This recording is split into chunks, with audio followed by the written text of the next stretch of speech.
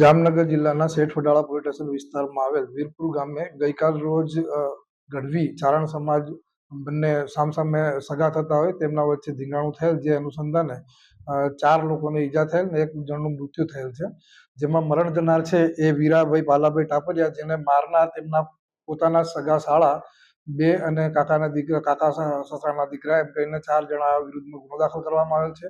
અને સામે પક્ષે પણ તેમના સાળા પૂનાભાઈ માંડલભાઈ વિરમને વાગતા તેમના સસરા દ્વારા ફરિયાદ કરવામાં આવેલ, તેમાં પણ સામે 4 જણ વિરુદ્ધમાં ગુનો દાખલ કરવામાં આવેલ છે. હકીકત જોતા એવી છે કે આ જે મરણ જનાર છે તેમના મેરેજ લાલપરના ગામના વિસાવદર તાલુકામાં આવેલ લાલપર ગામના માંડણભાઈની દીકરી સાથે મેરેજ થયેલ.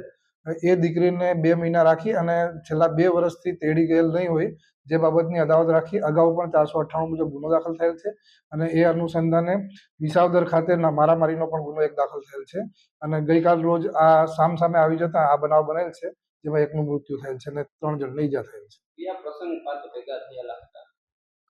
આ છે તો માતાજીનો માંડવો છોકરાઓનો કરવામાં આવે છે, જે અહીંયા વીરપુર ખાતે મંદિર ખાતે રાખવામાં આવેલ બુવાજીએ. અને એ માંડવાની અંદર આશરે 250 થી 300 લોકો આવેલ, જેમાં ગઢવી ચારણ સમાજના અલગ અલગ જિલ્લાના માણસો આવેલ હતા.